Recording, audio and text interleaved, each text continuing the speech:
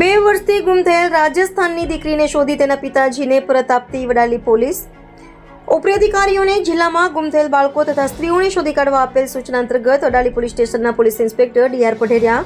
તથા પોલીસ સ્ટાફના માણસો આ દિશામાં સતત વોચ તપાસ કાર્યરત રહેલ. દરમિયાન આજ રોજ તારીખ 7/11/2025ના રોજ તેઓ પોલીસ સ્ટેશનમાં હાજર હતા. દરમિયાન મગનલાલ લક્ષ્મણજી માલવિયા રહે સિસોદ તાલુકો દેવલ જિલ્લો ડુંગરપુર રાજસ્થાનનાઓને રૂબરૂ મળેલ અને જણાવેલ કે પોતાની દીકરી હેમલતા ઉંમર વર્ષ 21ને છેલ્લા 2 વર્ષથી પોતાના ઘરેથી નીકળી ગયેલ છે, જેની રાજસ્થાન તથા ગુજરાતમાં શોધખોળ કરવા છતાં મળી આવેલ નથી અને પોતાને સમાચાર મળેલ છે કે તે વડાલીના આજુબાજુના ગામડાઓમાં મજૂરી કરે છે, જેથી તેઓએ અંગત બાતમીદારો તથા પોલીસ સ્ટાફના તથા સી ટીમના માણસોને વડાલી પોલીસ સ્ટેશન વિસ્તારના ગામડાઓ બહારથી મજૂરી કરવા આવેલ માણસોની તપાસ કરી સદર હેમલતાબેન